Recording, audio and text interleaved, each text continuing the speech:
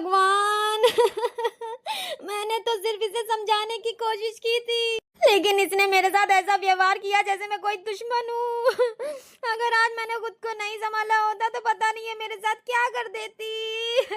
कविता, कविता ये क्या हुआ? तुम्हारे हाथ से ये खून कैसे निकल रहा है? मैंने तो सिर्फ पूजा से इतना कहा था कि बेटा घर के काम में थोड़ा ध्यान दिया करो, लेकिन पता नहीं इसे इतना गुस्सा क्यों आ गया। इसने मेरे हाथ से कप छीन कर फेंक दिया और मुझे धक्का दे दिया। आज आपने सिर्फ मुझे थप्पड़ नहीं मारा पापा, आपने मेरे उस भरोसे को तोड़ दिया जो मुझे हमेशा आप पर था। मुझे हमेशा लगता था कि पूरी दुनिया मेरे खिलाफ हो सकती है, लेकिन मेरे पापा कभी मेरे साथ नहीं छोड़ेंगे। लेकिन आज पहली बार मुझे ऐसा महसूस हो रहा है कि जैसे मैंने अपनी माँ के बाद अब अपने पिता को भी खो दिया। अगर मेरी इस घर में कोई कीमत नहीं रही है तो शायद मेरा यहाँ रहना भी बेकार है। यही तो मैं चाहती थी। धीरे धीरे रवि का भरोसा तुमसे खत्म हो रहा है पूजा। अभी तो ये सिर्फ शुरुआत है। बहुत जल्द इस घर में ऐसा वक्त आएगा कि जब तुम्हारी आवाज सुनने वाला भी कोई नहीं बचेगा, और उस दिन तुम खुद इस घर से जाने की भीख मांगोगी। माँ, मैं थक गई हूँ हर दिन खुद को सही साबित करते करते। अब मुझमें हिम्मत नहीं बची है। मैं समझ नहीं पा रही हूँ कि आखिर मेरी गलती क्या है। क्या सिर्फ इतना कि मैं इस घर में अपनी माँ की यादों के साथ जीना चाहती हूँ। अगर आज आप होती तो शायद मुझे इस तरह अकेला महसूस नहीं होता। जब अपने ही भरोसा खो दें तो उस घर में रहना सिर्फ दर्द देता है। कभी कभी इंसान दूसरों से नहीं अपने ही लोगों से हार जाता है। मैंने हमेशा यही सोचा था कि चाहे पूरी दुनिया मेरे खिलाफ हो जाए, लेकिन मेरे पापा कभी मेरा हाथ नहीं छोड़ेंगे। लेकिन आज पहली बार मुझे ऐसा महसूस हो रहा है जैसे मैं इस दुनिया में बिल्कुल अकेली रह गई हूँ। माँ के जाने के बाद मैं सिर्फ पापा के भरोसे जी रही थी, और आज वही भरोसा टूट गया।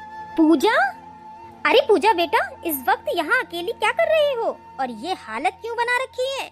आंटी, अब उस घर में मेरे लिए कुछ नहीं बचा। पापा को अब मेरी बातों पर भरोसा नहीं रहा। उन्होंने बिना सच जाने मुझे गलत समझ लिया, और जिस इंसान को वो अपनी पत्नी कहकर घर लाए हैं वो हर दिन मुझे इस घर से दूर करने की कोशिश कर रही है। मैंने बहुत कोशिश की सब ठीक हो जाए, लेकिन अब मुझसे और सहने की हिम्मत नहीं बची।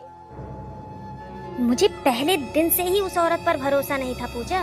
उसकी आंखों में अपनापन नहीं, लालच दिखाई देता है, और शायद तुम्हारे पापा अभी उसके दिखावे में इतने अंधे हो चुके हैं कि उन्हें सच नहीं दिखाई दे रहा। आंटी, क्या आप कुछ जानती हैं उसके बारे में? हाँ पूजा, और यही बात मुझे सबसे ज्यादा परेशान कर रही थी। तुम्हारी सौतेली माँ कविता पहले भी एक घर तोड़ चुकी है। उसने अपने पहले पति से सिर्फ पैसे और प्रॉपर्टी के लिए शादी की थी। जब उसका मतलब पूरा हो गया तो उसने वो रिश्ता भी खत्म कर दिया, और अब मुझे डर है कि कहीं वो तुम्हारे पापा के साथ भी वही खेल ना खेल रही हो। नहीं, ऐसा नहीं हो सकता। अगर ये सच है तो पापा बहुत बड़ी मुसीबत में हैं। वो तो पहले ही माँ के जाने के बाद टूट चुके थे, और अब अगर कविता सच में उन्हें धोखा दे रही है तो मैं उन्हें इस हालत में अकेला नहीं छोड़ सकती। अब रास्ते का सबसे बड़ा कांटा खुद ही घर छोड़कर चला गया है।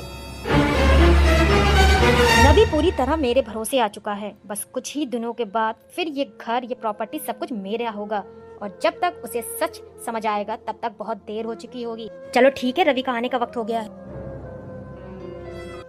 तो आंटी सही कह रही थी, ये औरत शुरू से ही इस घर को बर्बाद करने आई थी। मैंने लाख कोशिश की पापा को दर्द ना हो, लेकिन उन्होंने बात सुनने की वजह उसी इंसान पर भरोसा किया जो उन्हें धोखा दे रही है। अब अगर मैं चुप रही तो शायद पापा सब कुछ खो देंगे। पूजा, तुम वापस यहाँ क्या कर रही हो? पापा, मैं आपको सब सच बताने आई थी। कविता आपको धोखा दे रही है। देखा रवि जी, मैंने पहले ही कहा था ना, ये लड़की मुझे इस घर से निकालना चाहती है। अब ये मेरे चरित्र पर इल्जाम लगा रही है ताकि आप मुझसे नफरत करने लगे। बस पूजा, अब मैं तुम्हारी एक भी बात सुनना नहीं चाहता। तुम इतना गिर जाओगी मैंने कभी नहीं सोचा था। कविता ने हमेशा इस घर को जोड़ने की कोशिश की है और तुम हर बार उसे तोड़ने में लगी रही। क्या 25 lakh transferred from your account? क्या कविता ने रवि के साथ सबसे बड़ा धोखा कर दिया? और क्या पूजा अपने पापा को बचा पाएगी? एपिसोड 3 देखने के लिए कमेंट करें।